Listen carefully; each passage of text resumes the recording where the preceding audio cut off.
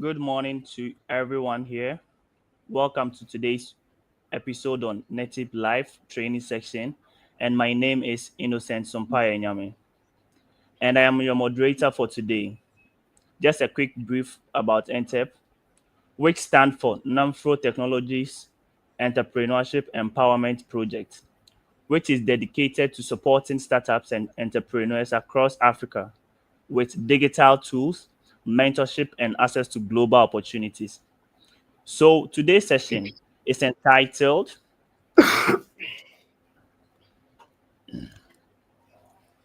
Mastering Customer Validation and Market Research. And our guest for today is Madam Linda Obi. Linda is a strategic business leader with over 25 years in health tech, fintech, and FMCG, and agri-tech business. She raised over $36 million for startups and currently leading CMD healthcare system in Big Check Consulting. Linda is the co-founder and CEO of Zurich Circle, a Pan-African platform empowering ambitious women. Her works focus on innovation, digital transformation, and inclusive growth. So we would hand it over to Madam Linda. Madam Linda. Thank you. Thank you very much. Thank you very much. That was a really profound. Sorry, give me a minute. Can you hear me, please? Okay. Yes. Okay, so that was really profound. But one thing that I think you didn't mention would be that I work closely with founders, policymakers, and Okay. innovators. And one pattern that remains consistent across everybody and every vertical and every industry that I've worked in is that the startups that succeed, they don't just build, they validate, right? It's good to build fast, right? But it's also good to build well. And I think the topic that we're actually trashing today helps, put a lot of context to why you need to build well. So today I'll be taking you from the theory of market potential to the practice of actual demand. And you learn how to pretty much shape your idea, ground your idea in such a way that it's your truth. Because I see a lot of founders hold on to ideas that are maybe not bogus, but the time of that idea is maybe not right for that environment. I see that happen a lot of times. But I hope that at the end of this session, you can find your customer even before you find your funding, and evolve from just assumptions to actually mastering customer validation and market research. Let's move on to the next slide. Um, Please go to the next slide. No, no. I mean, we've spoken about me now, so we don't have so much time. Let's go to the next slide. So let's talk about customer validation and the importance of customer validation. But I would like to give some level of introduction to it. The painful truth is that 42% of startups fail even before um, they get into the next big 5 years of their existence, right? And they fail not because they lack funding or because their technology is not working, right? They fail because they have actually built something that nobody really needs, right? And which is why I tell a lot of entrepreneurs across, whether you're building tech, whether you're doing traditional business. In traditional business, there's what is called a feasibility report. I used to hear that a lot when I was, trying to ideate through business school and the likes. You talk about a visibility report even before you venture into the business. That talks about the kind of people that are in the business, the returns, and all of that. Now, it has gone beyond the visibility report. We are now saying do an extensive market research, right? Especially when you're building digital products. And in this case, technology will come to mind.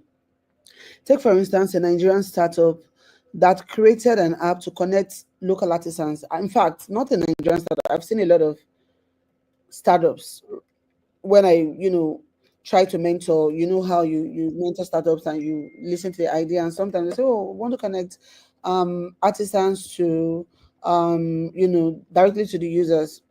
As I mean, I started seeing this idea as far back as 10 years back, or maybe some 5 years, 7 years back, right? But at that time, right, when you find that a lot of people are not even digital natives, they are not even, they're just even mastering how to use WhatsApp, right?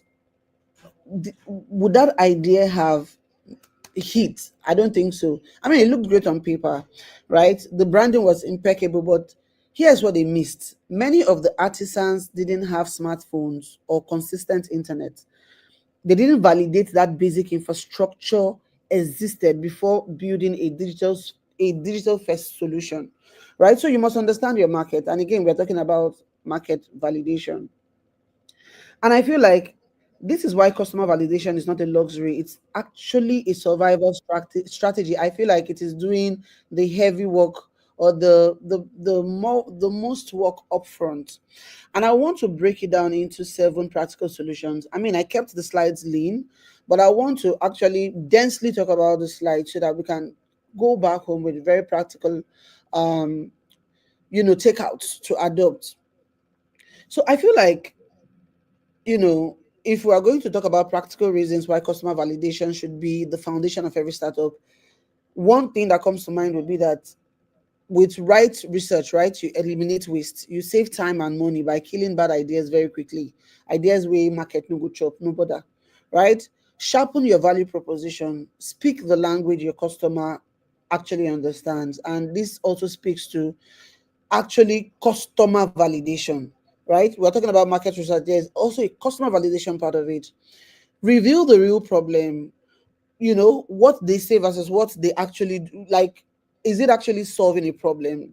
Speak to it directly, right? Identify who needs your products, who wants it now because you are building for now. Inform your pricing.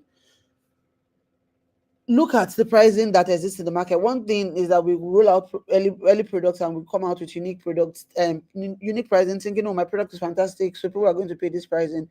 Your product is fantastic, we agree, but people are doing exactly what you're doing. If you look at it enough, you find people doing what you're doing, right? Why don't you also look at their pricing and understand why they priced like that? Right? It also help you all give your investor confidence, because at some point you're going to need funding, right? You have evidence that you've actually done your homework, right? That is the entire thing around what's it called, having a data room. And then it actually reduces your product risks, right? You build what works and not what you imagine would work. Right now that we understand why customer validation matters, the next question is, how do we start? Please go to the next slide. The next slide would be speaking to market research versus customer validation. There are two things that are often used interchangeably but are very different things, right? Market research actually answers the question. It answers a lot of questions. I mean, both of them answers questions, but they answer it differently, right? So for market research, is asking questions like, is there a general opportunity here, right? You're talking about the market size, like it helps to build for a $2 billion market as opposed to a $1 million market. Do you understand what I mean? So the bigger the market, I mean, the more interesting, but then saturation comes with that. So, but we're not talking about all of that, right? So you want to talk about, is there a general opportunity here, right? And what customer validation answers would be, will anyone buy what I'm building, right? Again, I cannot emphasize more how much customer validation is really important. I want to illustrate the difference between market research and validation. So market research is when you say Nigeria has over 40 million SMEs. That's great. It's good to know that we have that big a market for small and medium enterprises. But customer validation is when you interview 30 SME owners out of that 40 and find out that 24 of them use WhatsApp for business, not emails. Do you understand what I mean? Right? So here's how they differ, right? Market research, you're looking at the big picture, you're looking at the total addressable market, you're looking at industry trends, you're looking at macro insights, and then customer validation, you're actually narrowing down to specifics, right? Hands on behavioral feedback, willingness to pay, right? Both are essential, right? But one without the other is like designing a mansion without checking if the land is waterlogged, or checking if even there's a lien on the land, whether government hold the land, or Omonile has, or a family land, right? So let's take it a bit further, right? By looking at some real world examples and how it played out well, right? And how it also did not play out so well. Next slide. Please go to the next slide.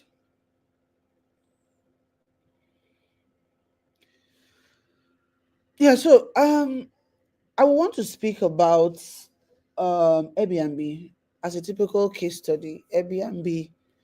I mean, there are a lot of startups that have done incredible things. We've seen the likes of Uber, we've seen um Airbnb, we've seen Facebook, we've seen, I mean, those are not startups anymore. I mean, they heralded the emergence of, some of the startups, because without some of the big tech companies, Google, Facebook, and the likes, some infrastructure will not be built. Some are built on it. So we've seen like fantastic startups that have done really well, that have inspired us to build better, and we've also seen startups that have also not done really well, that um we've taken hard lessons from, and we are saying we are not going to make those mistakes. And again, I give a lot of kudos to the organizers of this particular um webinar, because it actually helps throw a lot of light on things like this. So I mean, let's cut all the fluff, back to Airbnb. So remember when we said that validation is about testing behaviors and not beliefs? Airbnb is a perfect example. Brian Chexie and Joe Gibbia didn't start with an app. They actually started by renting air mattresses in their own apartments during a busy conference, right? That was how they told the story. That is why, again, there are different sides to a startup. Practicing your storytelling is also really important, right? But they validated the core need that people are actually willing to pay. In fact, people are willing to pay strangers to sleep in their homes if hotels were full. Now, this is what they did right? They started small scale and they tested with real world users, right? They had this personal interaction with users. And these are my own personal takeouts, right? Every speaker would have how they have seen Airbnb, but these are my takeout as a venture builder myself. They collected payments, because what are you building if you cannot actually charge a decent fee for your infrastructure? They learned from feedback. Again, that would have come from a lot of personal interaction, and they iterated quickly. From that tiny test, right, a global hospitality revolution started. If you come to Nigeria where I live, even when you Dubai and the likes, sometimes when you're there, you find Airbnb even convenient, right? More convenient than your conventional hotels. In Nigeria, they call it different things, shortlets, whatever. It's the same thing, right? Now, compare that with an earlier artisan app that maybe the time has not yet come. Do you understand? Do you see the difference? Let's go to the next case study, which is Dropbox. Please go to the next slide. If Airbnb validated in real world, I think Dropbox did it in the digital world. They didn't build anything at first, right? They created a video demo that explained what Dropbox can do and would do, and they posted it on Hacker News. The results of that action was that 75,000 people signed up overnight. When I tell founders that, see, sometimes you can actually build demand, right, even before you launch, and just put everybody on wait list, right? You can even, it makes it better when you go to investors, when you have a wait list of people who are waiting for your product. You can show your investors, your early investors, angels, whatever, that, see, I have people who actually want to buy what I'm selling, right? any angel or anybody, I mean, I feel like we live in a time when keeping money in the bank, okay, I feel like diversifying your portfolio really works. And it has really got me into looking into angel investing, and as to how to be an angel. That's a topic for another day.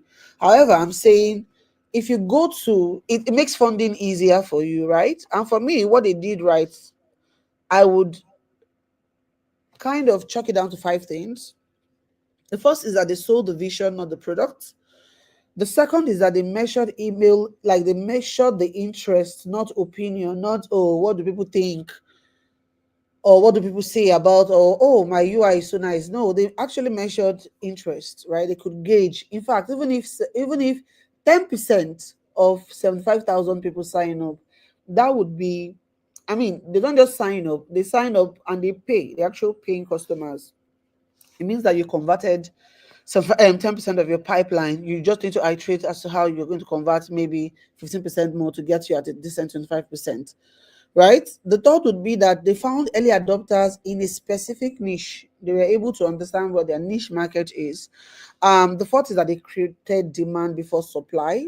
That's an absolute necessity. I understand in some cases, but I mean, I feel like in most cases you can simulate demand, some level of demand, right? And then they built what people already said they wanted. So this method saved them millions in development cost, AWS, Azure, all these plenty things.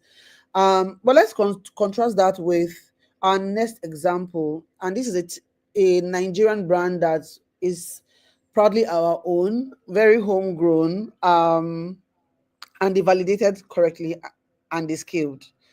I mean, Paystack, right? Paystack, whenever I talk about Paystack and I use that and I see it used as an example on global um platforms, I'm like, something, anything is really positive, really possible, right? If you actually build correctly. And then have the right, and building correctly takes a mix of a lot of things, the right team, grace of God, many many things, because you cannot remove the grace of, you know it takes industry trends, money, social listening, a lot of things, right? But I feel like Paystack founders didn't sit in a boardroom guessing. They spoke to Nigerian merchants who they were building for, right? They heard their pain. We can't accept payment online easily, right? And they built the simplest possible solution. What was it? An API, very easy integration, real-time support. Um, Sometimes when I also consult for SaaS companies, which should be software as a service, I say, see, at some point, though, you guys need to, especially the ones that are actually selling the platform, right? What is happening to you actually just drilling down to an API that is really nimble, that you can share with multiple people, white label and all of that. Do you get it? But you find that certain founders are really stoic on a particular pattern and a particular approach, and that is why some startups fail. But we are not speaking about startups that fail. In fact, I documented startups that fail and what they did wrong, right? But for me, five things that Paystack did for me would be that, they had deep conversations with their target users. They built their minimum viable product tailored to that user context. It was actually addressing the problem. I was telling, or was it? I was at an event and I was listening to a speaker who said, "We have two kinds of problems." And let's even bring it down home. Let's even talk about Nigeria, Africa. Africa is 54 different markets, right? Because the way you sell to Nigerians might be very different from the way you sell to Cameroonians, very different from the way you sell to, um, you know, Ghanaians. But it's not always the same way in, very developed markets. However, the opportunities also exist in markets like this, right? So they built minimum viable products for their, the merchants, tailored to the paracetamol problem that they had. Like I was talking about the two kinds of problems and how I think about them. One can be a paracetamol problem, which is a now. If I have a headache, I really, really want to treat my headache now, now, now, now, now. So that's a paracetamol problem.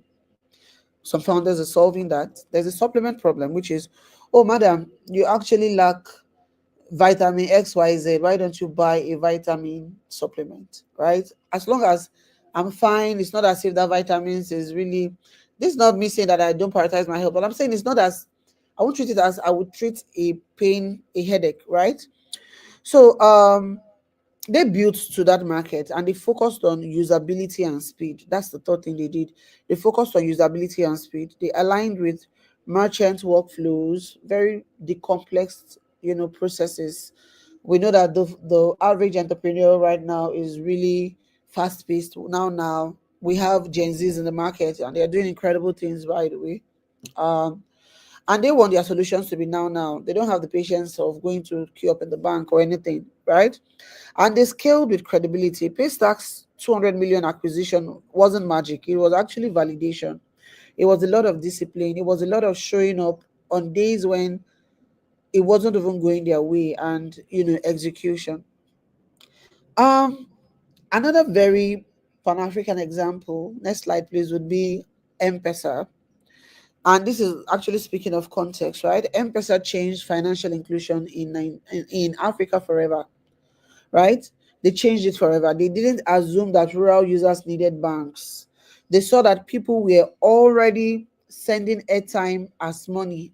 I've done it many times. My brother in the university, auntie send it as recharge card, I will sell it, right?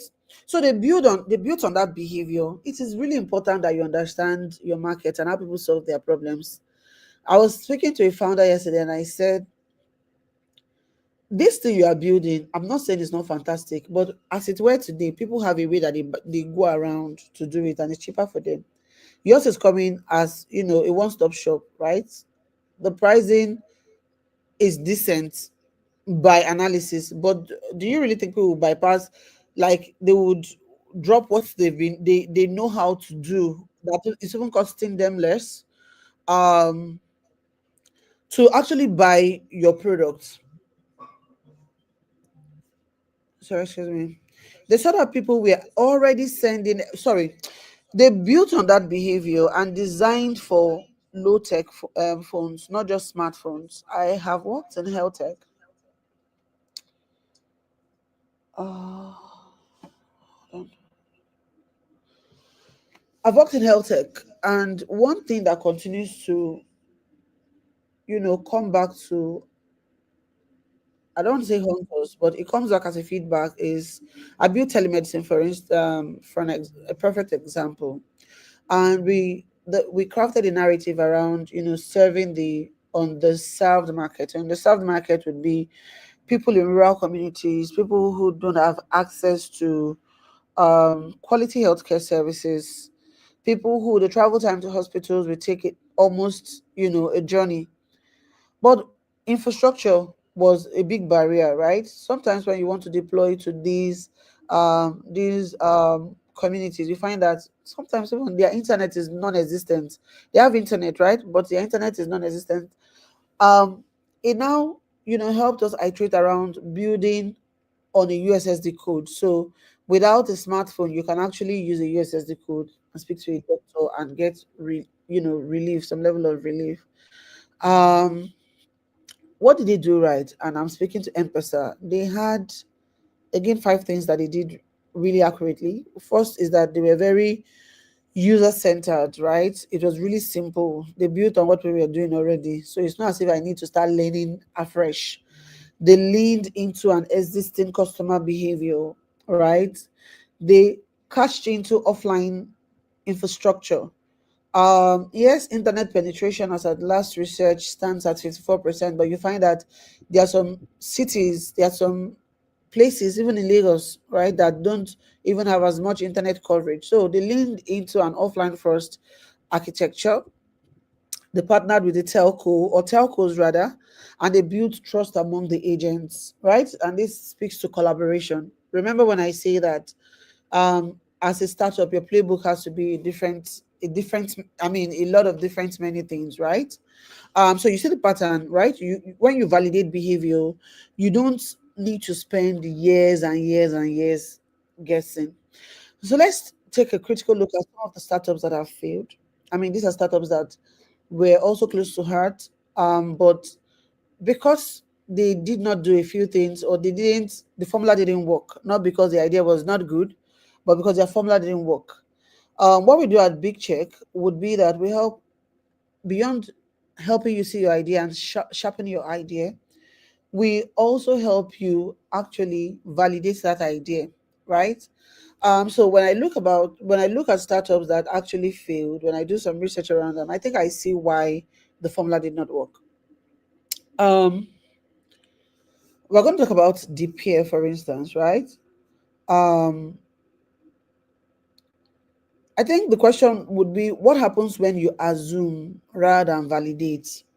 What happens when you actually assume rather than validate? The peer launched a wallet to wallet app in Nigeria, and I mean, they raised about $23 million, $2.3 million, but users did not adopt. So you see, when I say that it is not a funding problem that really makes startups fail, it is your user behavior.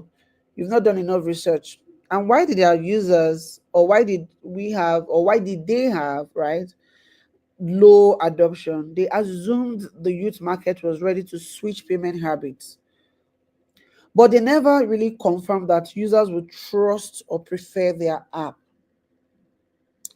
Now, I need you to understand what I've just said. They assumed that the youth market, which is the biggest market in Africa, Africa is a young continent. The bulk of its population leans between 18 to 25. That's when you have the biggest population size. So it just makes sense that you build for that market, right? Or you address, pain points within that market. So they built for that market thinking that, they would, and it's not as if they did not switch payment habits too, because I know that a lot of people pay right now using an app, right? There's a lot of OPay accounts right now. Before you talk to 10 people, four of them have OPay accounts, and that is a significant shift in behavior. But what they never confirmed was that, some of these users would actually use my app. And for users not to use your app, again, rests on a lot of things: your marketing, customer validation, your brand positioning, you know, all of those things, right? But again, five things that I feel like they didn't really do well would be that they built what they felt that people wished they wanted. Again, these are my own very strong opinion. Two, there was, in my opinion, customer discovery was maybe not there, or it was not consistent, because at the end of the day, if there was a consistency in that, what COVID-19 teaches me or has taught me is the fact that, you know, pivoting is not really a big, is not so bad though, right? You must stay nimble, right? They didn't stand out from existing payment methods. Brand positioning comes in here, right? You are immersed in what everybody's doing. You're copying the same playbook. That's why I say copy and paste. It's easy to build and copy paste, right? You would never execute like the main idea owners, right? They scaled really early. Sometimes funding help you go into markets that are not even, you just scatter money, right? And then they burnt trust and capital. And I feel like that is essentially my takeout from what happened. Let's look at another startup, this time in the US of A. Next slide, please. QB is another, startup. It's not just, so it's not an African thing. The reason why I went this route is so that you see that it's actually not an African thing, right? Even giants fall, right? Even giants fall. QB raised a staggering $1.75 billion. I said billion. And their idea was to build a premium mobile only short films, right? Mobile only short films. That was for a very advanced market. They didn't validate if people wanted to watch TV, or maybe they did validate, right? But if people wanted to watch TV shows in portrait mode, maybe for an extended period, I don't know. I am used to watching, even my TV comes in landscape, it's not in portrait. Now, again, these are my strong opinion. Turns out that maybe, their market research or their validation, was didn't pan out the way they thought it would. And strong five opinion here would be first that they built based on the founders' vision. Some founders are stuck on their guns. I want to build this, and this is what I want to build. They ignored data on viewing habits, right? Because how could you not have seen? They launched without platform flexibility. They didn't test content formats, and they assumed Hollywood would drive behavior. Turns out, not really. I and my kids would always argue between Netflix and Prime Video. I am a Prime Video, person. They are, but it just tells you that different generations, which falls into your users, prefer different things. So, in my opinion, it was more money, more problem, right? If you don't validate, you'll fall flat. Um, Next slide. Let's talk about frameworks for customer validation. Um, how do you actually avoid some of these mistakes? Five simple things. I call it the five-step framework. The first is to hypothesize, right? What do you believe about the customer? What do you believe about the problem? And what do you believe about the solution? This is what you know to be true, because they have to be versus what the customer actually is, what the problem actually is, and what the solution actually is. Then you engage, talk to real users, ask about behaviors, not what they might do, what they have already actually done. Case in point, when I onboarded as CEO of AfriHealth, the playbook was they were going to use agents to validate doctors, validate what's it called? Validate, medical operators. However, I've seen that playbook actually at play, and I've seen that sometimes the data you have is rubbish.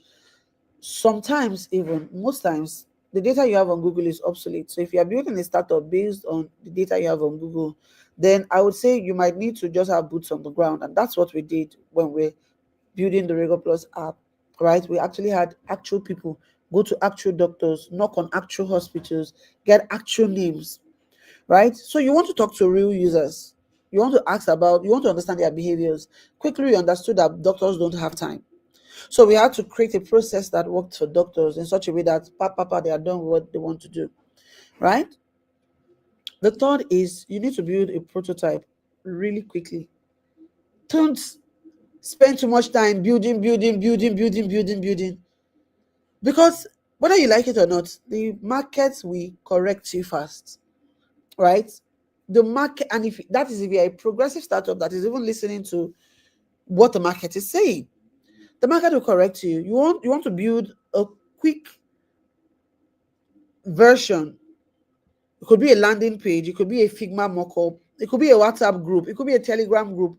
Build fast. When I was building Chakami Africa, I built with a WhatsApp group first. I validated that there was a market for that, and I started building our blockchain edtech. So you want to also have a prototype that shows you very early whether people are feeling what you're cooking, right? If they are eating your beans and all of that. Measure. One thing I say to my colleagues at Zuri Circle is what you're not tracking does not grow. So you must measure everything, measure sign up, measure clicks. Me, I don't even measure likes, because I see that sometimes you might have 120 likes on something and the impression is so freaking low, and you're wondering. An impression is what it is, really. Impression is how many people are actually vibing with your content, right? So measure everything, measure payment intent, why they dropped off, why they put in cart and did not pay, right? Interview, measure your digital footprint, measure everything. Then iterate. What are people, based on what you've listened to, what are people actually excited about? What are they confused by? And fix it. Actually fix it. Don't go back with the same story every other time. Fix it, right? Fix and retest and go back. The cycle really never ends. Validation is not a phase, it's an actual mindset. Let's go to the next slide. I know that I have just about a few minutes to go. I'm going to talk about a few tools and techniques, and how to actually validate your customers easily, right?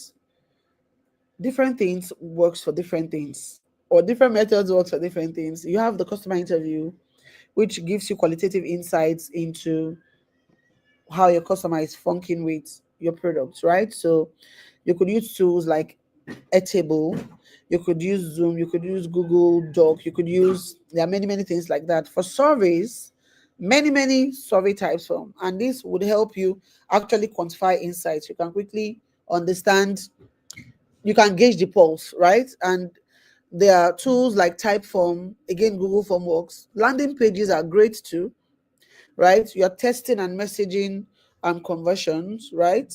We know that we can build landing pages with plenty apps, so no need to talk about that. Then there is A and B testing. My partner Ajoke would hear A and B testing every time. I'm sure she will roll her eyes and like, this lady and A and B testing. I cannot stop A and B. I can put two ads quick, like side by side, the same ad. I just want to see two different accounts. I just want to see what's happening. If the behavior is consistent, right? I understand what is working. I'm finding out what is working, right? I'm optimizing. There's Google Optimize. You have VWO for A and B testing. And of course, you have the precious email waitlist to test demand. Do they like it? Are they even signing up? If they're not signing up, you have a problem, right? And for waitlists, you have tools like MailChimp, ConvertKit, um, and it's also good to, when I was working my time in health tech, I did a lot of heat mapping. I want to know where people are clustered in, right? That's heat mapping for me. Where do I have a cluster of doctors? Where do I have a concentration of patients? And I find a way to actually, because those are now, is now giving me data that I need to build better, right? It helps for UX insights, and you have a lot of tools that you can actually use for heat mapping. Um, Without wasting so much time, I know that if I am to summarize everything that I have said, I would say take away five things. Don't build until you listen first. Don't scale until you validate. Your job is not to be right, it is to learn fast. Data is everything. Data is everything. It beats opinion every day, right? And feedback is not failure. It's actually a fuel, to continue to build better. Um, Next slide. Next slide. I've spoken to the key takeaways. So, I mean, I'm going to conclude by saying that startups don't fail from the sheer lack of effort. In fact, sometimes when you're building a startup, you find that you have 30, 40 people on payroll, right? So they don't really fail because of a lack of effort. They fail from lack of evidence. They fail from not validating the idea. They fail from not talking to real people. So you want to ground your solution in actual reality. Remember that the fastest way to win is to learn before you launch. Um, yeah. Okay. So if we have time, I did have action plans for us, and again, it's into four things. I want to believe that this is a roundtable for African startups. So today, I would want you to list your five riskiest assumptions in your business.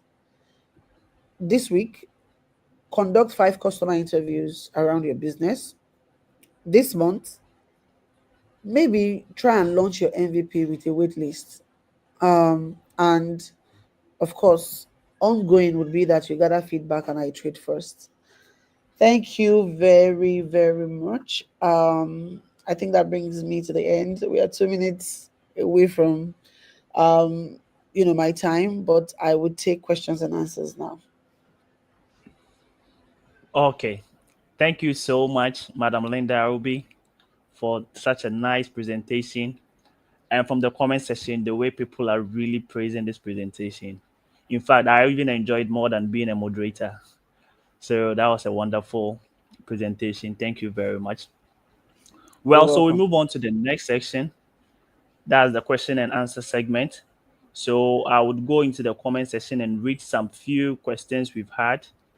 So the first question is from Bufuka Moses. And his question is, does Airbnb have a limit?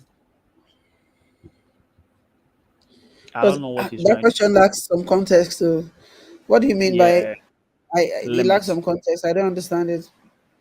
All right. Maybe so, Bufuka, maybe if you can add some little bit of context to what you would want to ask. So we move on to the next question. That's Archie Solomon.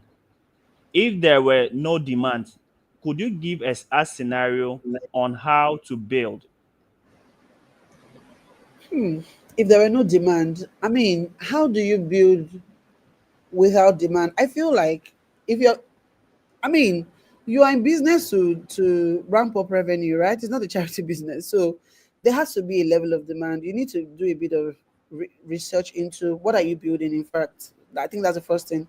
What are you building, right? Is it solving real problems? Are people willing to pay good dollar for what you are building, right? And if yeah, you have yeses to all of this, what is the market that needs? Is it a big enough market, right? Now start to jack up demand around the markets that you're building around. There are ways to build demand.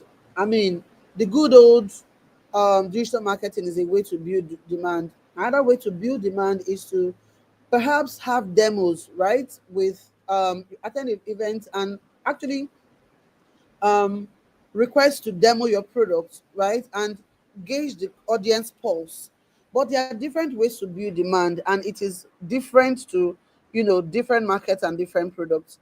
But again, if I got a bit of, I also feel like that question still lacks a bit of context.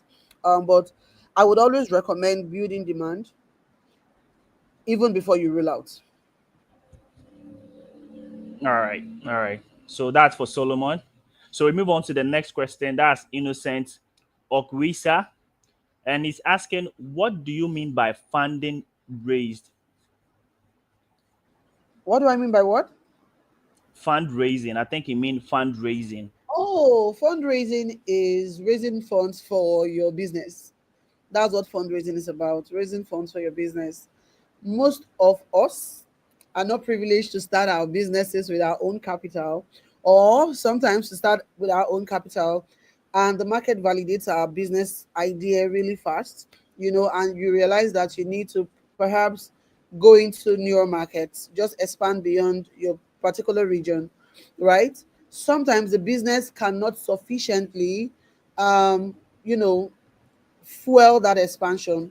Why a lot of startups again fail, and thank you for this question, would be that yes, there is demand everywhere for your business, but you don't have what you are getting right now, right? Is not enough to actually scale into other cities, and they scale into other cities even before they get the required funds that they need to scale. I would always say that you need to really plan. Planning is everything, right? It is important that you also realize that sometimes revenue generation does not mean that you are making money or you are making a profit, right? You might just be making money enough to recoup, you know, monies that you have actually invested into the business, right? And that is your break even phase. You need to understand the different phases of your business. So when you get to your break even phase, right, you need to get to profitability even before thinking about expansion. But sometimes, because I say the market will actually correct and inform what you're doing, right? You find that you need to expand into newer markets. If you're lucky and you've built a beautiful ecosystem or a beautiful startup with a very decent startup hygiene, you find that investors come knocking early. They're asking you what you're building, they're asking how they can support your growth. They haven't asking you, "Oh, this market needs your products, we're ready to funnel you into this market." However, sometimes or oftentimes you need to go to investors, right? To pitch your case and tell them why exactly you need to enter this market, right? And again, going to investors mean you have validated your customer research, you validated your customer, you validated customer behavior, you have the numbers, and you have actually created demand. There's actually demand in the markets that you're going. So this is not a fundraising conversation. Yeah. It's that is essentially what fundraising would mean. All right. So this is from Lazarus Mambo, and he's asking, what would you advise if the market survey and validation, after a market survey and validation, then the market shifts to another product? Hmm. After customer market validation. So recall that I said something, and I'll use a very typical example. You're building a fintech app that solves a problem, right? Um, and you built it on an infrastructure. Say you built this product sometime in 2023 or 2022, when you didn't have this surgence of AI. You built it, and as at that time, it was useful, it was meaningful, it was solving problems. Um, and then fast forward to 2025. Don't forget, the market validated your products while it was solving their problems. In 2025, you find that a lot of the trend in your industry is showing that a lot of people are now building better on AI, because AI now predicts their behavior. So you want to send monies to, so maybe if a fintech app that is built on that has some level of AI integration, right, understands that every so and so day I need to send money to my dad, right? It has actually mapped out that behavior, right? And it prompts me, right, that it's Friday, I need to send money to my dad. And it does this every other time. And it's solving that need of me remembering, of me actually recollecting that, oh, I need to send money to daddy. I will prioritize that app. It doesn't mean that the market did not validate what it was. It just means that you need to stay nimble, and you need to stay agile. I think that's the word. You need to stay agile. You need to shift as the market is shifting, right? When COVID hit, a lot of people shifted because the market, everybody's indoors. You need to find different ways of doing things. Do you understand? So you must stay nimble and you must shift according to the market. Don't expect me to prefer your product just because I like the founder. And again, in many cases, a lot of people stick to products because they have some kind of emotional connection to that product because of who owns the product and all of that. But it's important that you meet your customers where they are. Now people are building on AI, meet them where they are, right? So don't always, you must, like I said, customer validation is an ongoing process. You don't stop. You continue to take feedback. That's why you need a product team.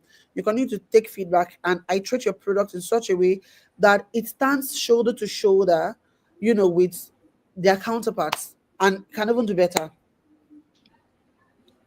All right. Thanks for the explanation. So we move on to the next question. That's from Ras Revista Africa Studio. He said, great insight, but what's the biggest mistake of African entrepreneurs make when validating market, considering our unique cultural and social context?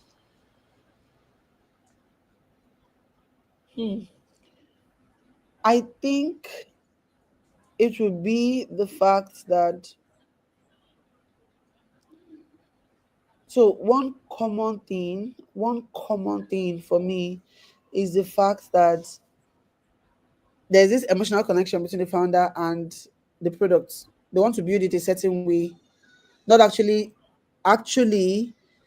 sometimes your app can have 10 things. I've seen people who build ecosystems, right? That an ecosystem is doing this, is doing this, is doing this, is doing that. But you find out that the market is only using two of your features, right?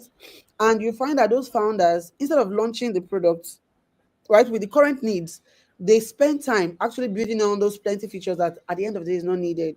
So instead of spending time iterating your technology, launch, see what the market is saying, and then build better. All right. All right. Thanks for the explanation. So we move on to the next question. That is from Donna Sheffer. He said, building an MVP is very important and very difficult too as well. So how do I define what an MVP is? within your market? Are there principles on how to define your MVP based on your assumption and market research alone?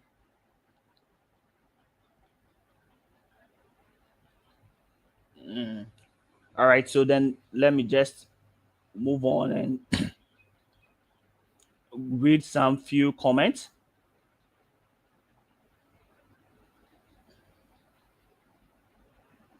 The comment in the session is very, very awesome.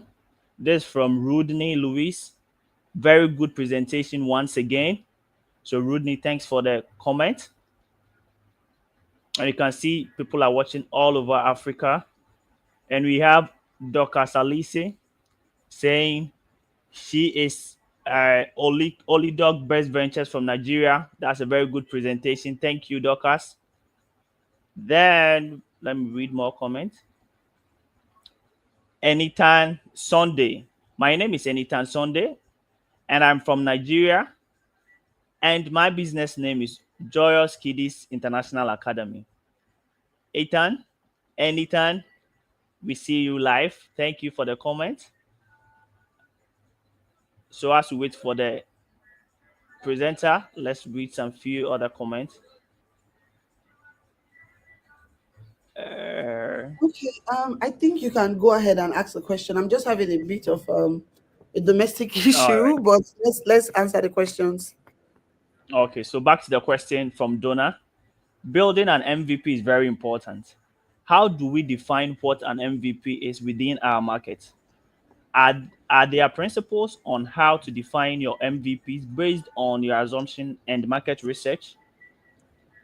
Yes. So I think that building an MVP, and an MVP is, I mean, it's what it is, minimum viable product, right? Sometimes the products that I see launch into the market, they have a full-on product, right? They have a full-on product and they call it an MVP, right? An MVP is a minimum viable product. What is the most minimum feature you need that addresses the needs of the current markets you're looking to serve, right? And I think you should do that. Sometimes it just takes maybe one, two, three prompts, right? Build that and start engaging the market already. Like I always say, the market will teach you what to add, the market will teach you what to remove, the market will teach you how to build that finished product. And even to speak very honestly, right? There's no product that is finished, right? Paystack is still iterating on their technology. So you must build fast, launch fast, fail fast, go back to the drawing board fast, continue to retweak your formula until you build better. What's the second part of the question? How do you define the MVP? Is within your I mean, come on, that is you speaking to your customer research, and validating what the customer needs. I feel like customer research is really, really big, because at the end of the day, when you're talking about your users, you are talking about buyer personas, right? You would need to understand who the buyer persona. Sometimes your buyer personas can be three, four classes of five classes of people, but you need to define them properly, right, and build for them. Are there principles on how to define your MVP based on the assumptions? Of course, you must build in tandem to what your buyer persona needs. Think about the paracetamol problem and the supplement problem I spoke to the other time. If your people need paracetamol and you continue to give them supplements, they'll go where paracetamol is given, right? So you must build with the same audacity at which your users are asking, right? And then just jack up demand from there.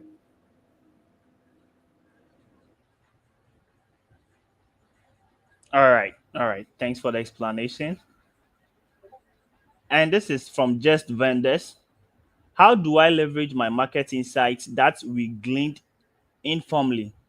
And I have a lot of data that is well unstructured. How do I leverage the existing data from historical data, let's say from 2019 to 2022 transactions?